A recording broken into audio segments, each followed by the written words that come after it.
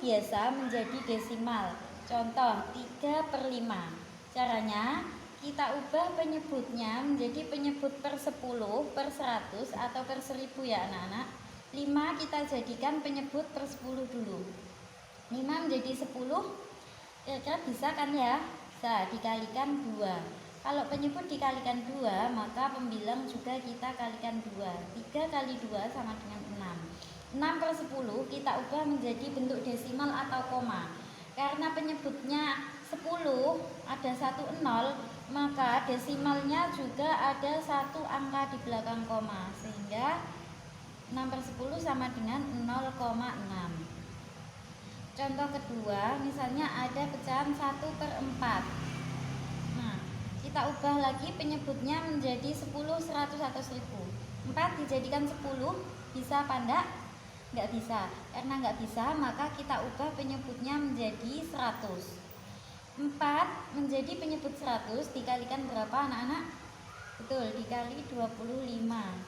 Maka pembilang juga kita kalikan 25. 1 kali 25 sama dengan 25.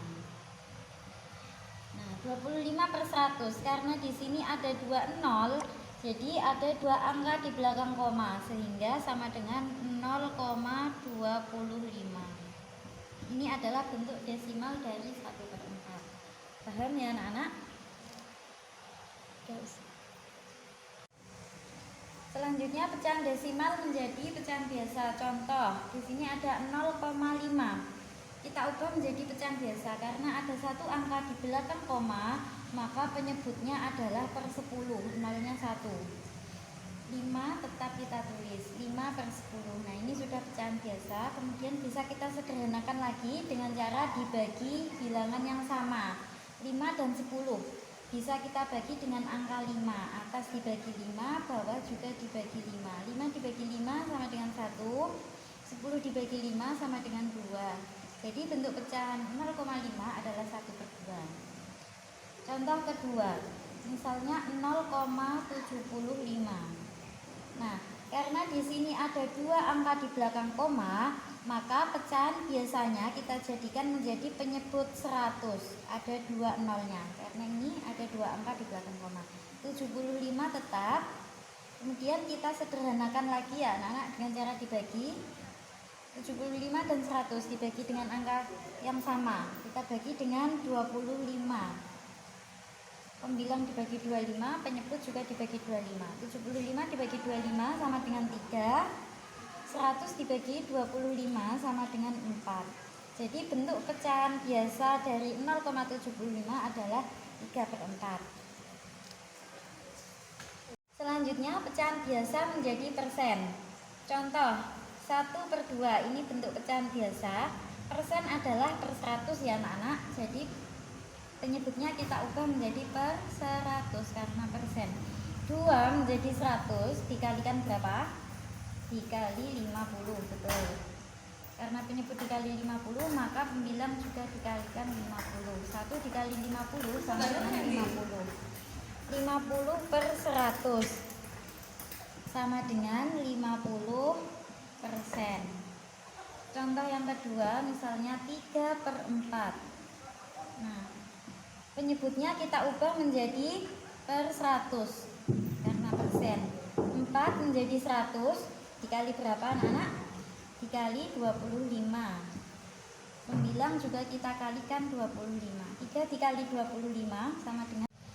Selanjutnya mengubah persen menjadi pecahan biasa. Contoh 25/100. Kita ingat ya anak-anak, persen adalah per 100. Jadi 25% sama dengan 25/100. Nah, ini sudah menjadi pecahan biasa. Kemudian bisa kita sederhanakan lagi dengan membagi bilangan yang sama. 25 dan 100 bisa dibagi dengan 25. Atas dibagi 25, bawah dibagi 25. 25 dibagi 25 sama dengan 1, per 100 dibagi 25 sama dengan 4. Jadi bentuk pecahan biasa dari 25% adalah 1/4. Yang kedua, 40%. 40% sama dengan 40/100. Karena persen diubah menjadi per 100. kita sederhanakan lagi seperti yang tadi. Karena pembilang dan penyebut ada nolnya, maka nolnya bisa kita coret. Kalau atas dicoret 1, bawah juga dicoret 1. 4/10. 4/10 kita sederhanakan dengan cara dibagi angka yang sama. Kalau dibagi 4 bisa ya anak-anak, tapi 10 dibagi 4 nggak bisa. Jadi nggak bisa kita bagi 4.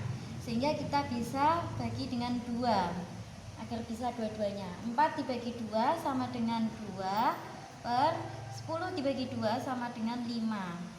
Nah, ini adalah bentuk pecahan biasa dari 40%.